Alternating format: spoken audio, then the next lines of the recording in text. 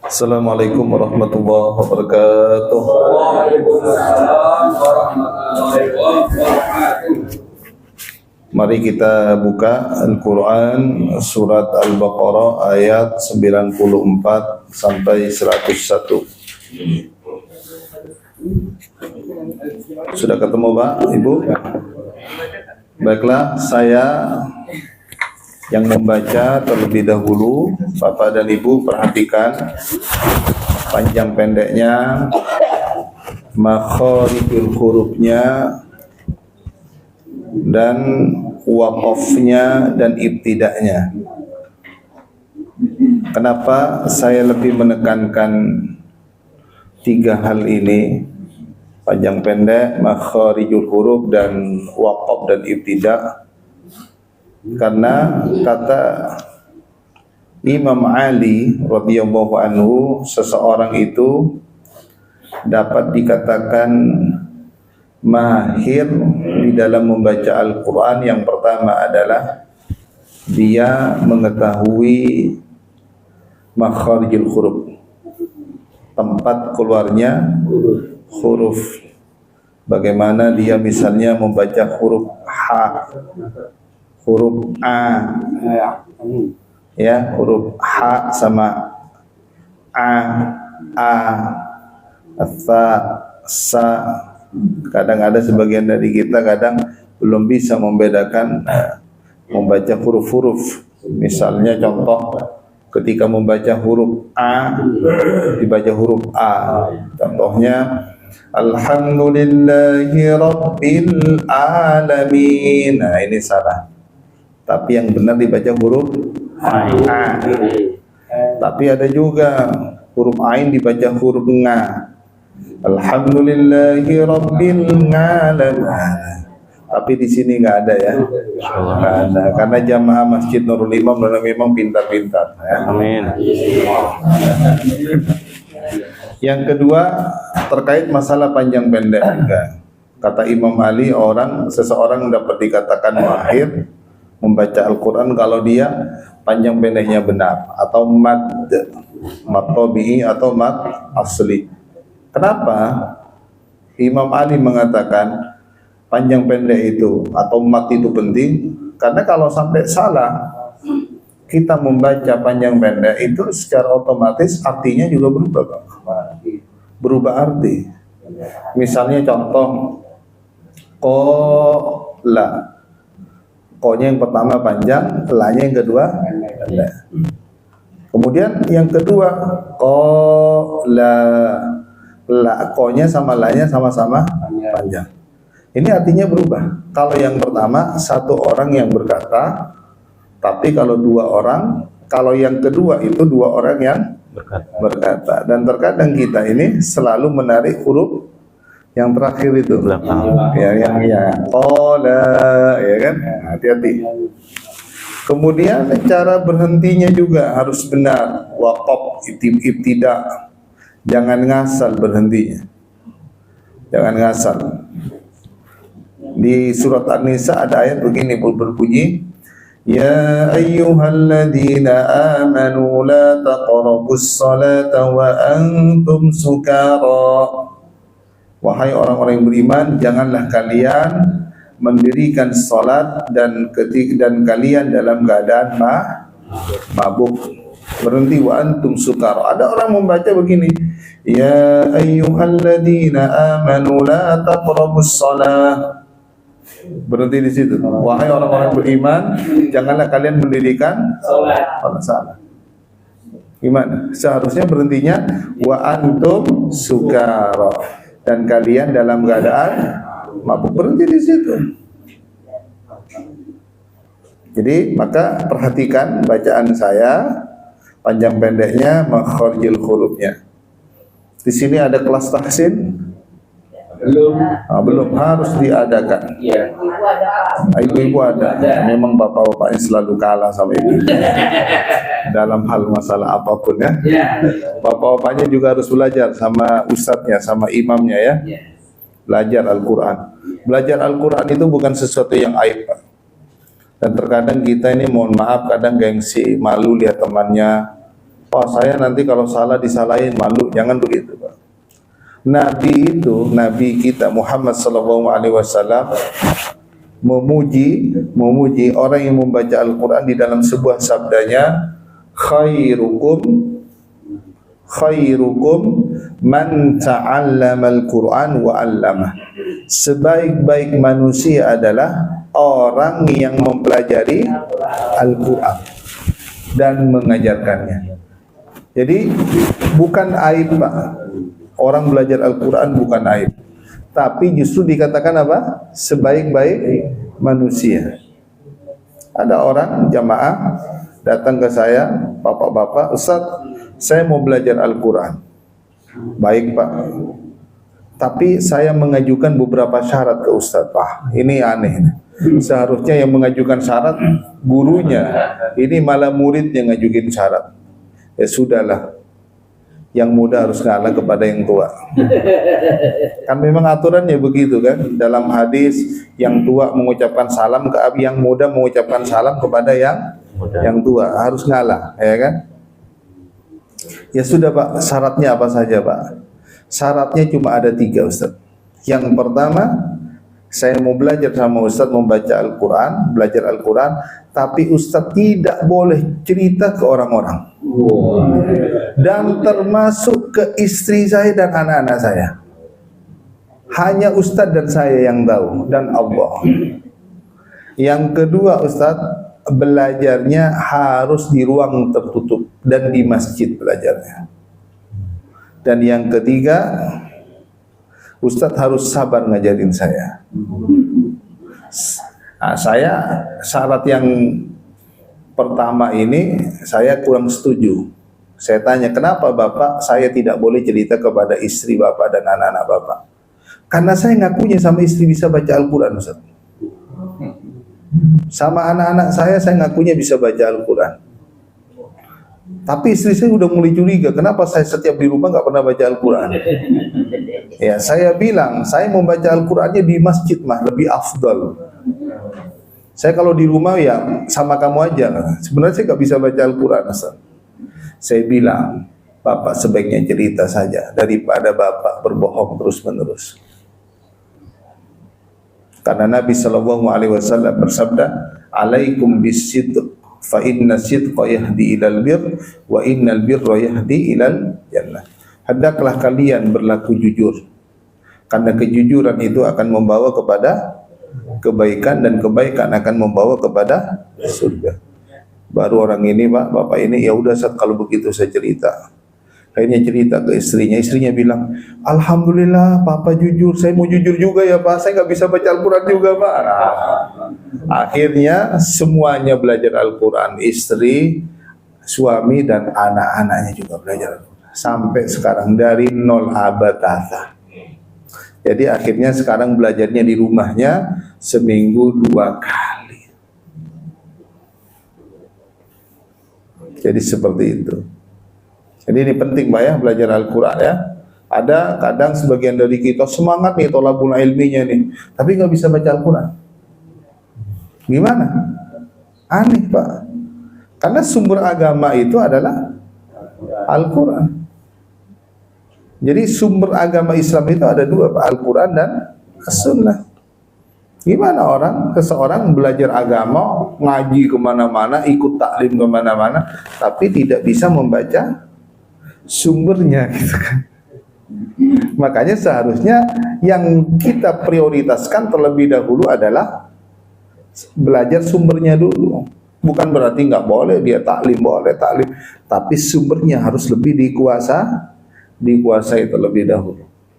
Baiklah, kita buka Al-Quran surat Al-Baqarah ayat 94. Saya baca terlebih dahulu. Bapak dan Ibu ngikutin apa yang saya baca. A'udzu billahi minasy syaithanir rajim.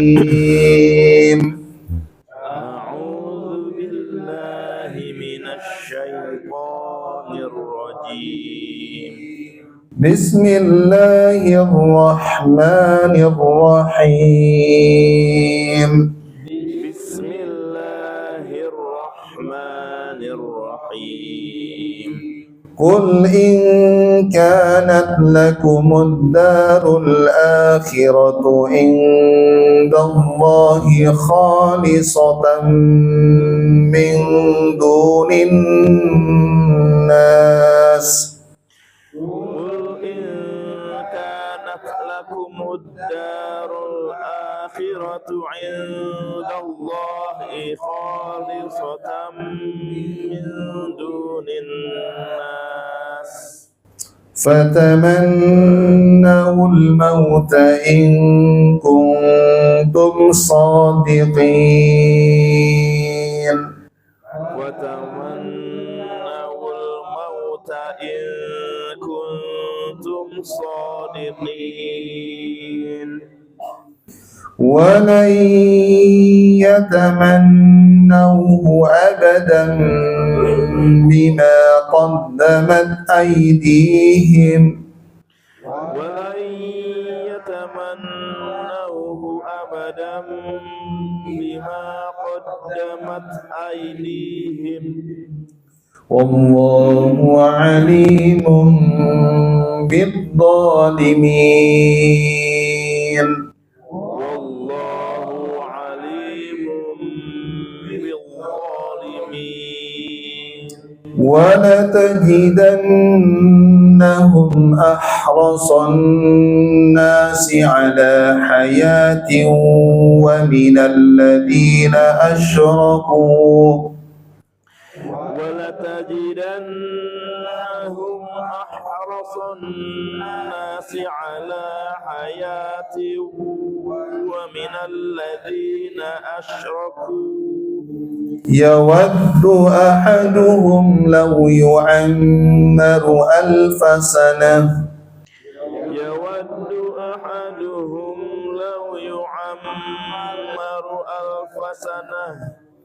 لو يعمر 1000 سنة وما هو بمزحزحه من العذاب أن يعمر لو يعمر 1000 سنة وما هو بمزحزحه من العذاب أن يعمر والله بصير بما يعملون والله بصير بما يعملون قل من كان عدوا لجبريل فإنه نزله على قلبك بإذن الله قل من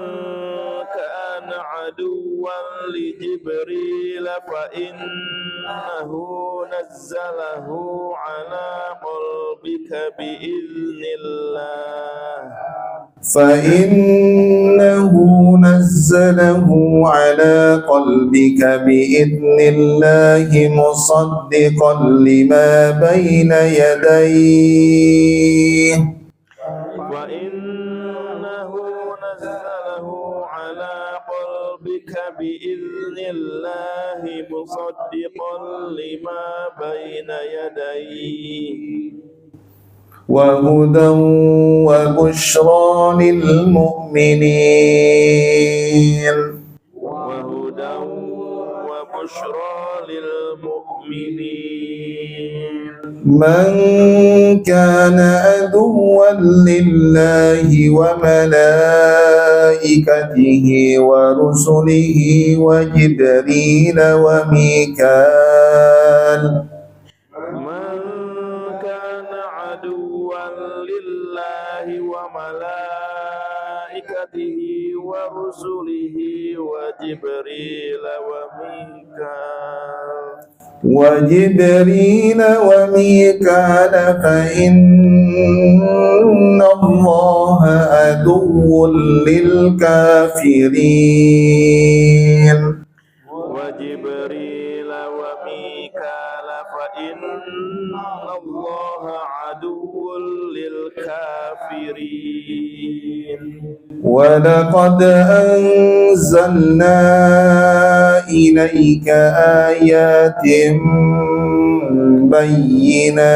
بينات ولقد أنزلنا إليك آيات بينات وما يكفر بها إلا الفاسقون وما يكفر بها إلا الفاسقون أوكلما عاهدوا عهدا نبذه فريق منهم أوكلما عاهدوا عهدا نبذه فريق منهم بل أكثرهم لا يؤمنون بل أكثرهم لا يؤمنون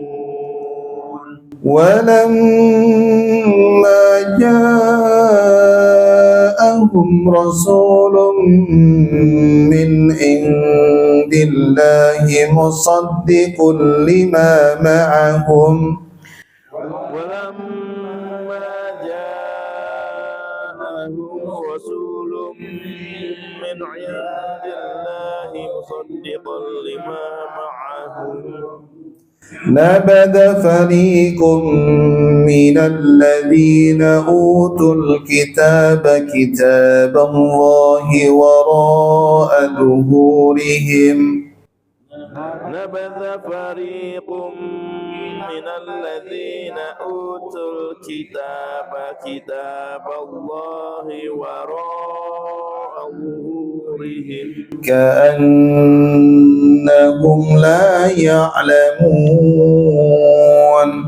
كأنهم لا يعلمون. Kata Rasulullah SAW, orang yang membaca Al-Quran itu tidak akan pernah merugi. Dia akan selalu beruntung. Mengapa orang yang membaca Al-Quran selalu beruntung? Karena yang pertama, alasannya setiap huruf yang kita baca itu bernilai pahala. Disebutkan di dalam sebuah hadis, man qara'a harfan min kitabillah falahu al-hasanah wal hasanatu asru amthaliha la aqulu alif lam mim harfun walakin alif harfun lam harfun mim harfun. Barang siapa yang membaca satu huruf dari Al-Quran, maka baginya satu kebaikan, dan satu kebaikan dilipat gandakan menjadi 10 kebaikan. Kata Nabi, saya tidak mengatakan alif lam mim itu satu huruf, akan tetapi alif satu huruf, lam satu huruf, mim satu huruf. Jadi barusan kita sudah membaca satu halaman. Berapa pahala yang kita dapatkan? Coba, sudah ada yang menghitung hurufnya? Yang kita baca sudah ada yang menghitung? Belum ada ya? Ini saking banyaknya. Inilah agama Islam ini, Pak. Agama yang luar biasa. Setiap apa yang kita lakukan langsung diganjar pahala oleh Allah Subhanahu wa taala. Kemudian yang kedua, kenapa orang yang membaca Al-Quran selalu beruntung? Karena Al-Quran nanti datang pada hari kiamat untuk memberikan syafaat. Siapa yang tidak ingin mendapatkan syafaat? Pasti. Karena keadaan manusia di padang mahsyar nanti ini sangat mengerikan. Sangat mengerikan. Disebutkan di dalam sebuah hadis, matahari itu hanya beberapa jengkal di atas kepala kita. Kebayang nggak bagaimana panasnya pada saat itu? Nah, dengan kita banyak-banyak membaca Al-Quran, Al-Quran itu akan memberikan pertolongan. Tapi kata Rasulullah SAW memberikan pertolongan kepada orang yang membacanya. Maka kalau bisa kita setiap hari 1 juz, Pak. Jadi 1 bulan sudah hatam. Jangan hanya semangat membaca Al-Qur'annya hanya di bulan Ramadan saja. Di bulan Ramadan, wah banyak targetnya. Ada yang target 1 kali hatam, ada 2 kali hatam, 3 kali hatam. Nah, kenapa di luar bulan Ramadan kita tidak bisa? Ini yang bermasalah. Baiklah, kita baca ayat 94. Qul in kanat lakumud darul akhiratu indallahi khalisatan min dunin nas fatamannawul mauta in kuntum shadiqin. Jadi ayat ini sebagai bantahan kepada orang-orang Yahudi bahwa mereka mengklaim bahwa surga itu hanya untuk mereka dan bukan untuk selain dari mereka. Termasuk kita ini. Kita nggak berhak mendapatkan surga. Kata siapa? Kata orang-orang Yahudi. Orang-orang Yahudi itu kan kerjanya suka mengklaim, Pak. Misalnya dia mengklaim, wah, kekasih Allah itu hanya kami. Selain dari mereka bukan kekasih Allah.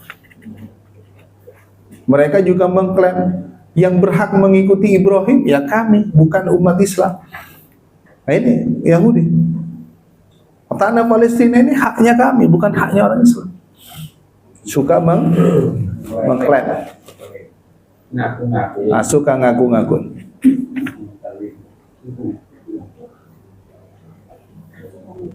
Jadi ini karakter daripada mereka, orang-orang Yahudi. Dan orang-orang Yahudi itu, Pak, bukan bodoh. Orang Yahudi itu pintar. Yang bodoh itu orang Nasrani. Sesat dia. Maka disebutkan oleh Allah Subhanahu wa taala di dalam surat Al-Fatihah. Ghairil maghdubi alaihim waladdallin. Ghairil maghdub, mereka itu yang dimurkai. Yang dimurkai itu maksudnya orang-orang Yahudi itu. Waladdallin, dan mereka orang-orang sesat. Yang dimaksud sesat di sini orang-orang Nasrani. Kenapa orang-orang Yahudi itu dimurkai oleh Allah? Karena dia tahu kebenaran. Dia tahu yang hak, tapi dia sembunyikan.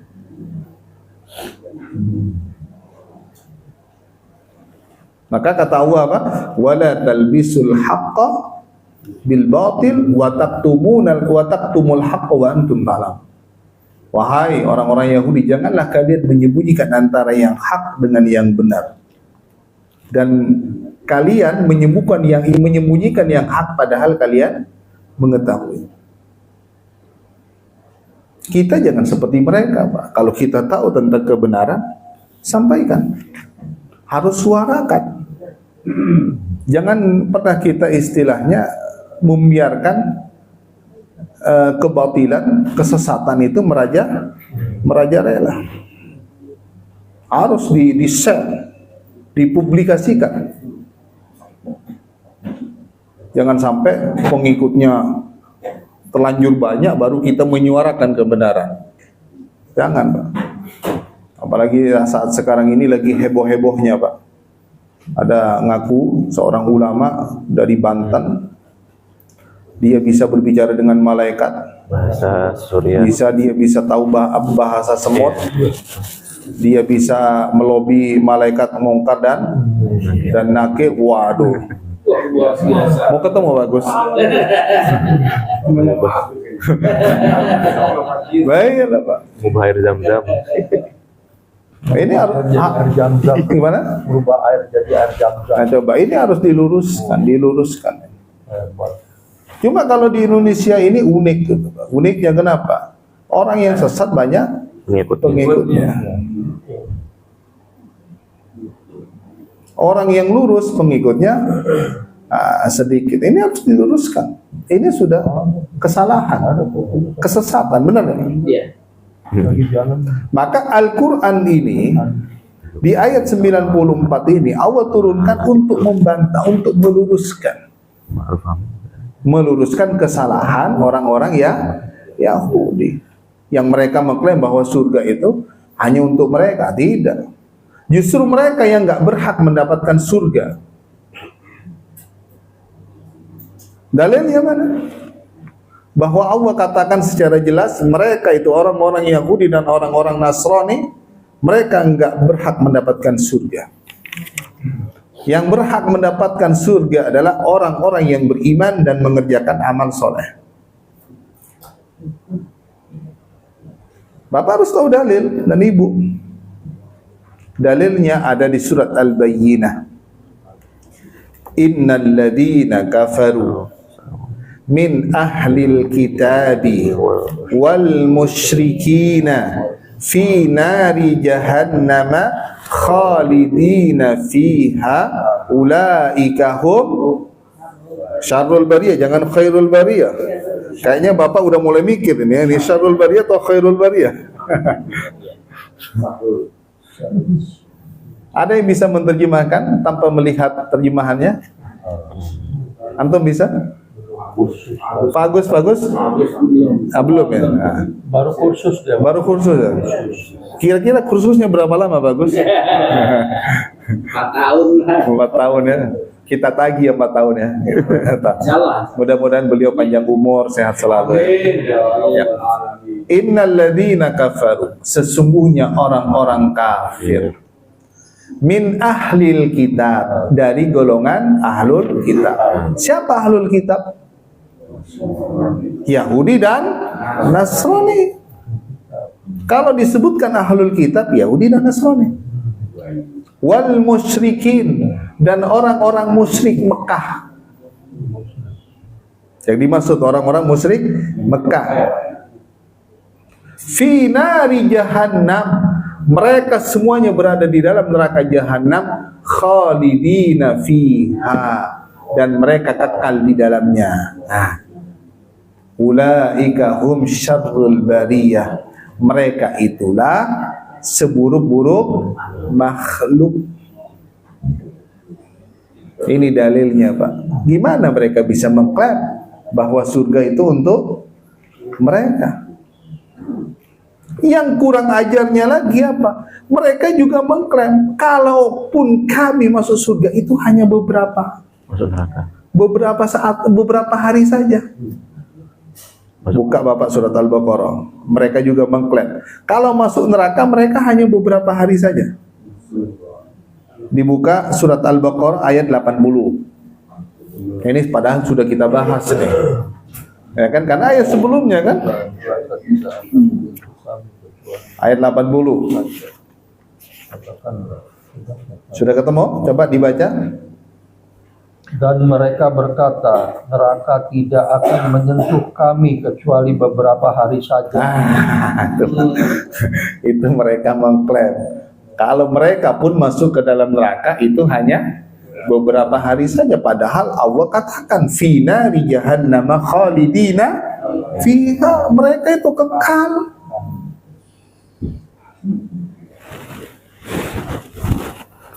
Penting nggak Pak belajar tafsir Pak? Penting Pak. Gimana coba? Apa yang mereka klaim, apa yang mereka katakan bertentangan dengan apa yang Allah katakan dalam Al-Quran.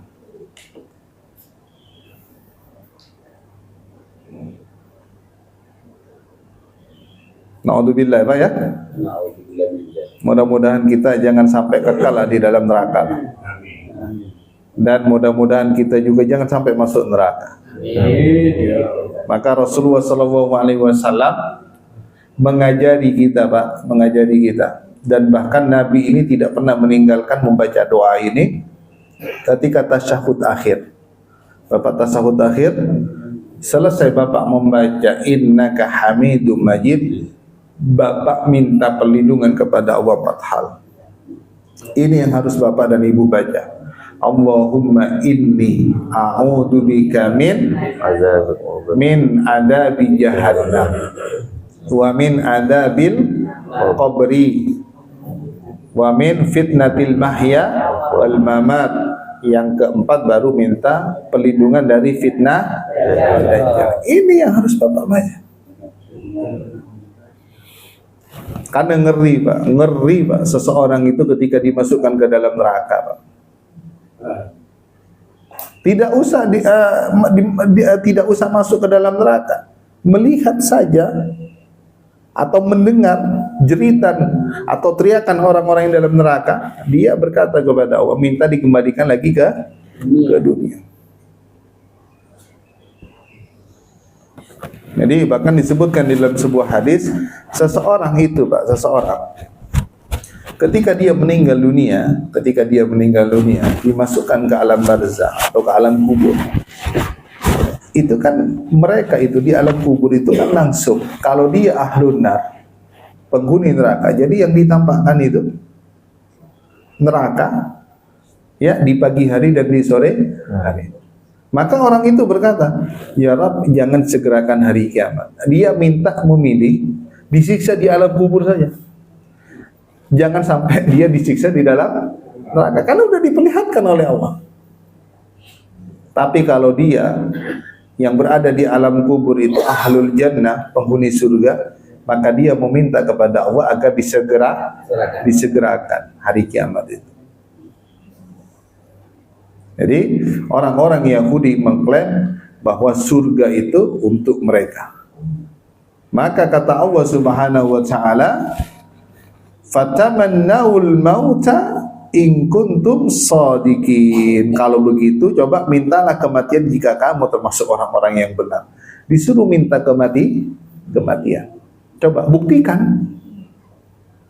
Karena kita bisa mengetahui apakah kita masuk surga atau neraka kan setelah kita mati, Pak. Kan begitu. Kalau kita masih hidup kan nggak tahu. Kan begitu, Pak ya? Tapi mereka nggak mau mati. Karena mereka ini sebenarnya karakter yang tertanam pada diri mereka, mereka itu takut dengan kematian. Kita jangan seperti mereka, Pak. Karena di dalam akidah kita ini, kematian ini sesuatu yang pasti. Sesuatu yang mustahil untuk kita hindari. Kan banyak ayat itu yang berbicara tentang kepastian kematian kan. Misalnya apa, yang pertama ayat yang sangat populer biasa itu, kalau ada kematian pasti ayat ini selalu dibaca, kullu nafsin dha'iqatul maut.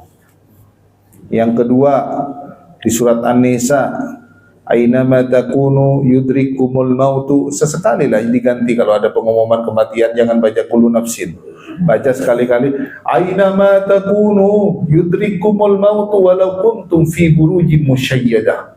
Dimanapun keberadaan kalian wahai manusia, sesungguhnya kematian itu akan datang menjumpai kalian. Itu tugasnya Pak Deni. Pak Deni, nanti Pak Deni banyak-banyak sebutin ayat kepastian hari kematian Atau pakai ayat yang lain yang ada di surat Al-A'raf, wa likulli ummatin ajal fa idza jaa ajaluhum la yastakhiruna sa'atan wa la yastaqdimun. Setiap manusia ajalnya itu sudah ditentukan. Kalau ajal itu sudah datang maka tidak bisa ditunda dan tidak bisa dipercepat. Baca itu Pak Deni. Ganti Pak Deni. Ya kan? Di surat Al-Jumu'ah ada juga ayatnya.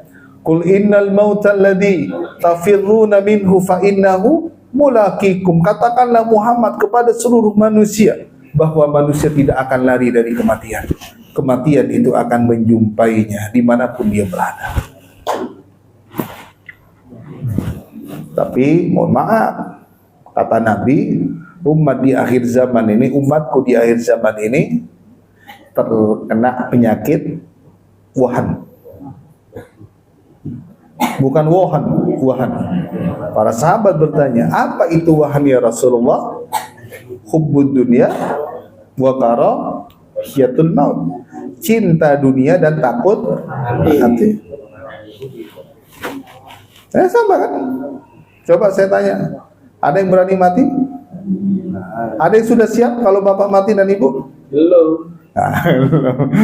Belumnya kenapa? Karena apa? Ya kan? Nah, ini harus tahu kenapa. Hah? Akhirnya Gajinya belum selesai. harus jadi tapis ya. Iya. Coba kalau setiap kita tanya kepada ya teman-teman kita, siap nggak kalau Allah memanggil kita? Alasannya pasti belum. So, jangan bahas kematian Ustaz. Anak belum nikah, belum selesai kuliah. Entar dulu Ustaz, harus punya cucu dulu baru nggak apa-apa deh kata. Kalau pas udah punya cucu, entar dulu cucu belum gede Ustaz. Selalu alasan. Jadi nggak boleh begitu, Pak. Siap tidak siap, ya kita harus siap. Karena manusia itu akan mati. Nah, cuma matinya itu dalam keadaan apa dulu? Husnul khatimah atau su'ul khatimah. Maka penting kita harus mengejar kalau bisa kita meninggal dalam keadaan husnul khatimah. Amin. Di antara seseorang itu dapat meninggal dalam keadaan husnul khatimah, biasanya apa Pak? Di akhir hayatnya dia selalu mengerjakan kebaikan. Selalu mengerjakan kebaikan. Maka Bapak pertahankan itu. Kalau Bapak dan Ibu rutin sholat berjamaah ke masjid, pertahankan terus menerus. Kalau Bapak dan Ibu terus ngaji terus. Pertahankan. Pokoknya diusahakan kalau bisa apa? Kebaikan yang selalu kita lakukan. Jangan sampai kita melakukan kejelekan. Karena tandanya seseorang itu meninggal husnul khotimah apa? Selalu melakukan apa? Kebaikan. Itu tandanya Pak. Makanya jangan pernah kita berhenti untuk melakukan kebaikan. Sekecil apapun. Dan seseorang itu Pak, ketika dia melakukan kebaikan, dia tidak akan pernah rugi. Karena kebaikan itu akan kembali kepada dirinya. In ahsantum li anfusikum. Jika kalian berbuat baik, maka kebaikan itu akan kembali kepada diri kalian sendiri, bukan kepada orang lain. Nggak rugi kita melakukan kebaikan. Berbeda dengan orang-orang kafir, rugi dia ketika dia melakukan kebaikan. Karena apa? Karena kebaikan yang ia lakukan mungkin di dunia dibalas, tapi di akhirat dia tidak mendapatkan apa-apa. Dia baik nih, dipuji di dunia, dipuji oleh manusia, baik orang itu ya. Tapi mohon maaf, agamanya bukan Islam. Hanya di dunia dia dapat balasan, di akhirat tidak mendapatkan balasan. Nah, kemudian ayat yang selanjutnya adalah walan yatamannawhu abadan bima qaddamat aydihim wallahu alimun bidzalimin.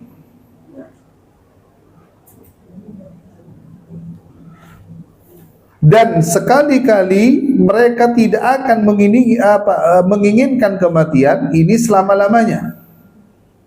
Jadi mereka itu orang-orang Yahudi itu takut Pak dengan kematian. Kenapa mereka takut dengan kematian? Karena mereka banyak melakukan dosa-dosa besar atau kesalahan-kesalahan besar yang diperbuat oleh tangan mereka sendiri. Dan di antara dosa-dosa besar yang mereka lakukan itu apa? Mereka ini suka membunuh. Suka membunuh, ini karakter mereka nih Pak. Kerjanya mereka itu suka membunuh. Jadi kalau kita ini Pak berteriak-teriak, hentikan pembunuhan, hentikan peperangan, mereka cuek aja. Coba Bapak lihat di Palestina. Sudah berapa puluh negara yang berteriak agar dihentikan itu peperangan. Direspon nggak oleh mereka? Nah, karena sudah tertanam Pak di otaknya mereka itu apa? Pembunuh. Makanya kita katakan mereka itu adalah pembunuh. Dan bahkan bukan hanya orang biasa yang dibunuh oleh mereka, bahkan para nabi juga dibunuh oleh mereka. Di antara dalilnya bahwa mereka itu membunuh para nabi, Bapak buka surat Al-Imran. Al-Imran. Sudah sekarang udah cepat ya nyarinya ya ayat katanya. Kalau dulu kan lama kan. Al-Imran ayat 21. Sudah ketemu? Nah, nanti pas kajian saya kalau bisa pakai mic 2, ada mic satunya. Oh ada. Ada. Nah, Ada. jadi nanti saya suruh satu-satu ya baca ya. Karena metode pengajian tafsir kita ini itu ada metode juga tafsir ayat bil ayat. Jadi tafsir ayat bil ayat itu maksudnya ketika saya menjelaskan ada dalilnya di ayat Al-Quran juga. Bapak tinggal baca ya. Ada mic-nya satu ya, disiapkan. Oke, silakan dibaca Ali Imran ayat 21. Ayo. Sesungguhnya orang-orang yang mengingkari ayat-ayat Allah dan membunuh para nabi tanpa hak, tanpa alasan yang benar, dan membunuh orang-orang yang menyuruh manusia berbuat adil, sampaikanlah kepada mereka kabar gembira, yaitu azab yang pedih. Nah ini Pak, mereka itu membunuh para nabi tanpa alasan yang hak, yang jelas. Yang dibunuh oleh mereka ini Pak, bukan 1, 2, 3 nabi, bukan. Bahkan jumlahnya tidak terhitung saking banyaknya. Kenapa mereka berani membunuh para nabi yang mereka utus, yang Allah utus kepada mereka? Karena nggak sesuai dengan keinginan mereka. Mereka itu kan lebih mengikuti apa Pak? Hawa nafsu kan? Sedangkan Nabi membawa risalah Allah. Kalau tidak sesuai, Nabi itu dibunuh oleh mereka. Lalu mereka meminta lagi agar diberikan Nabi lagi. Enggak sesuai, mereka bunuh lagi. Begitu terus menerus Pak. Harus Nabi itu harus ngikutin keinginan mereka. Kalau tidak, mereka berani membunuh Nabi itu.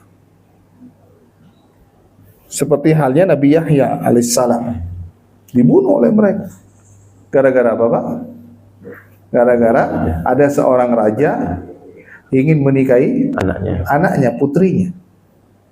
Kata putrinya, ayah nggak bisa menikahi saya. Pasti ada penghalangnya. Pasti ada yang tidak setuju. Kata ayahnya, siapa yang nggak setuju? Yahya. Ayah bunuh Yahya dulu, baru ayah bisa menikahi saya. Itu udah penggal. Kan nggak boleh seorang ayah menikahi anak. Pasti ditentang. Pasti ada yang menentang. Karena para nabi itu, para rasul itu, dia nggak bisa melihat suatu kemungkaran. Pasti dilawan. Dan seharusnya kita harus begitu, Pak. Ketika melihat suatu kemungkaran, sesuatu yang salah, ya kita harus berani untuk menegakkan kemungkaran itu. Dan bahkan juga Allah Subhanahu wa taala mengancam mereka, orang-orang Yahudi dan orang-orang Nasrani, jangan main-main dengan pembunuhan itu. Kalau kalian sampai membunuh satu jiwa manusia, kalian itu seperti membunuh seluruh manusia di muka bumi ini. Ini ajaran Allah kepada mereka. Buka Bapak surat An-Nisa. Ya biar kita tahu dalilnya, Pak.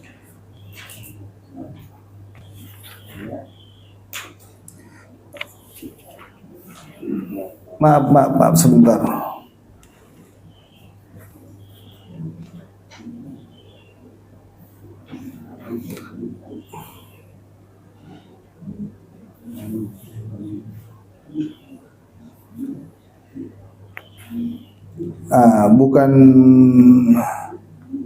Bukan surat An-Nisa, Pak ya, surat Al-Maidah ya. Maaf, surat Al-Maidah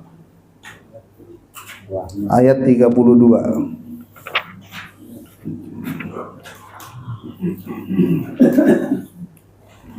Ayat 32. Sudah ketemu? Coba Pak dibaca. Oleh karena itu, kami tetapkan suatu hukum bagi Bani Israel, bahwa barang siapa membunuh seseorang, bukan karena itu membunuh orang lain, atau bukan karena kerusakan di bumi, maka seakan-akan dia telah membunuh semua manusia. Coba. Terus? Barang siapa memelihara kehidupan seorang manusia, maka seakan-akan dia telah memelihara kehidupan semua manusia. Sesungguhnya Rasul kami telah datang kepada mereka dengan membawa keterangan-keterangan yang jelas. Tapi kemudian banyak di antara mereka setelah itu melampaui batas di bumi. Gimana Pak? Jelas ayatnya? Kira-kira yang mereka bunuh di Palestina sudah berapa juta orang Pak? Jahat nggak mereka Pak? Jahat. Tapi di mana suara umat Islam saat sekarang ini? Tadi Bapak lihat, alhamdulillah tadi kita sholat subuh, kita ini mendoakan mereka, yaitu kunut nazilah Pak. Nggak apa-apa Pak ya, panjang sedikit. Itu tadi itu nggak panjang, itu biasa Pak. Kalau di masjid saya di Cibubur, Bapak itu bisa ngangkat tangan, itu bisa setengah jam itu Pak. Alhamdulillah belum kembang Pak. Jadi seperti itu. Jadi jangan main-main dengan jiwa manusia. Jangan main-main Pak. Seperti kita membunuh seluruh manusia. Ini bagi mereka. Tapi Allah juga membuat aturan untuk kita umat Islam ini. Jangan main-main juga dengan jiwa manusia. Allah firmankan, dibuka surat An-Nisa ayat 93.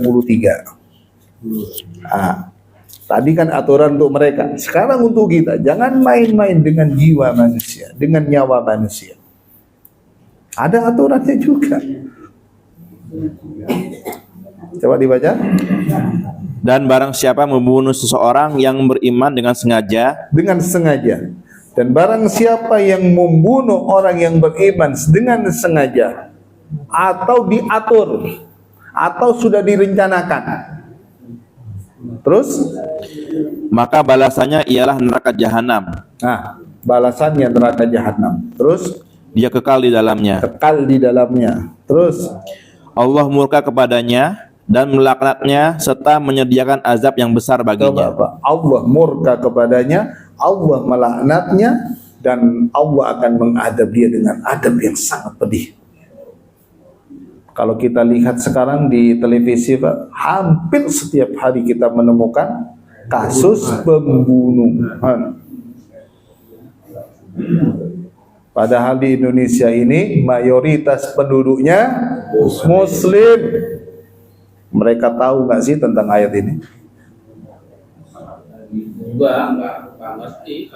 Disuruh ngaji, disuruh datang ke Masjid Nurul Iman. Kalau nggak muat, secepatnya bangun masjid ini. Ini kan solusinya. Siap.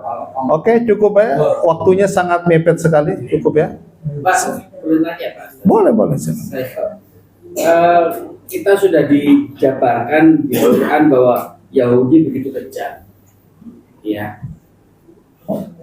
Kenapa Allah nggak melaknat mereka untuk dimusnahkan juga di dunia? Iya. Ini kan tujuannya Allah itu kan, Pak.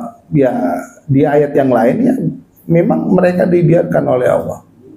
Dibiarkan, di usianya dipanjangkan, nikmatnya ditambah. Makanya mereka itu kan orang-orang Yahudi kan orang-orang yang paling terkaya kan di dunia kan.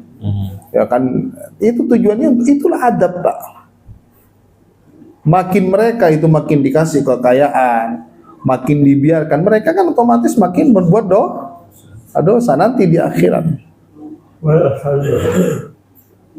Kan akhirnya juga yang dirugikan juga umat Muslim, Pak. Kata siapa dirugikan? Dengan membunuh itu? Apa enggak dirugikan? Nah, mereka mati syahid. Yang di Palestina? Iya, mereka enggak dirugikan, Pak. Coba Pak buka surat Al-Imran. Kata siapa mereka dirugikan? Orang yang mati syahid itu enggak dirugikan, Pak. Coba buka surat Al-Imran. Ayat 169 sampai